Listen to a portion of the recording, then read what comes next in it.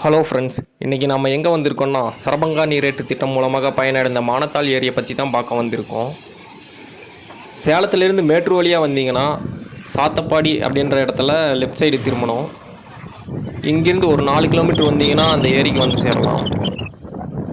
இந்த ஏரின்னு பார்த்தீங்கன்னா 1940ஆம் ஆண்டு கட்டியிருக்காங்க. வெள்ளைக்காரன் ஆட்சி காலத்தில் நிறையா முறை உடஞ்சி மறுசீரமைப்பு செஞ்சு ஒரு வழியாக கட்டி முடிச்சிருக்காங்க. சேலத்தில் இருக்க மிகப்பெரிய ஏரினா இந்த மானத்தாள் ஏரியை சொல்லலாம். 1965 to 70 ஓரளவுக்கு நல்லா தண்ணி போயிட்டு இருந்த இடமா தான் இருந்திருக்கு. அதுக்கப்புறம் பார்த்தீங்கன்னா இப்போ 2024 முடிக்கும் சொல்கிற அளவுக்கு பெருசாக ஒன்றும் இல்லை. ஒரு 3 டைம் 4 டைம் தான் நிரம்பியிருக்கோம்.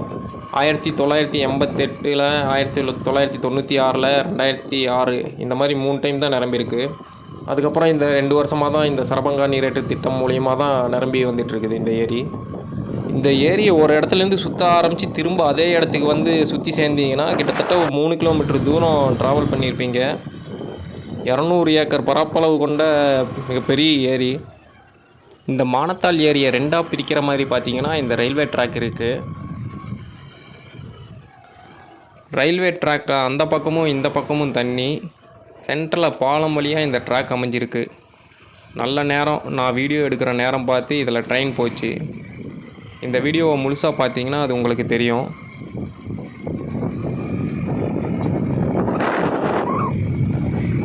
மேட்டூர் அணை எப்போல்லாம் அதோடைய முழு கொள்ளளவான 120 கனஅடி எட்டுதோ அப்போல்லாம் அதிலிருந்து வெளியேற உபரி நீரை ராட்சத மோட்டார் மூலிமா இந்த ஏரியை நிரப்புகிறாங்க.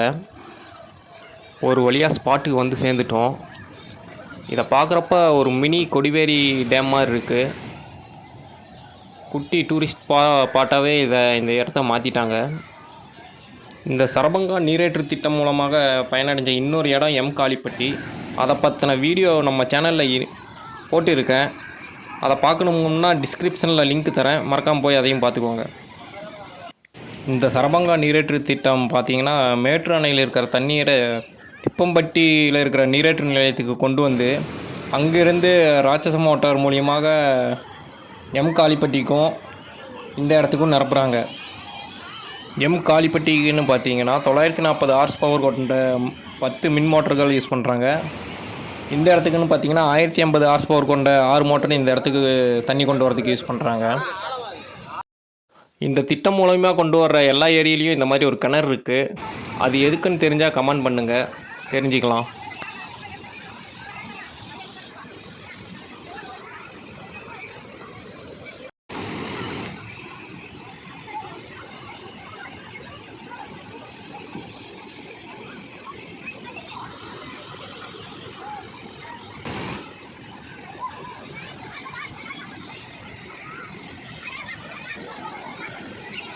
இதிலிருந்து வெளியேற தண்ணின்னு பார்த்தீங்கன்னா பக்கத்தில் இருக்க 10 கிராமத்துக்கும் விவசாயத்துக்கு யூஸ் ஆகுது.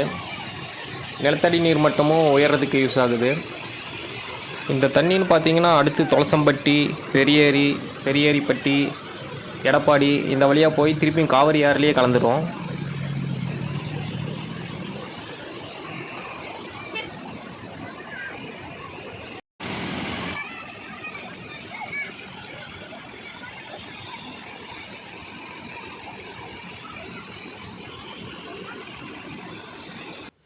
ஆறுக்கு சென்டராக இருக்கிற ட்ராக்கில் பார்த்தீங்கன்னா ட்ரெயின் போயிட்டுருக்குது.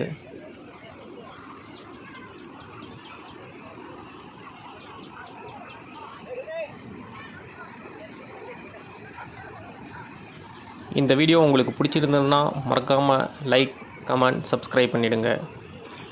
தேங்க்ஸ் ஃபார் வாட்சிங். இன்னொரு வீடியோவில் சந்திக்கலாம்.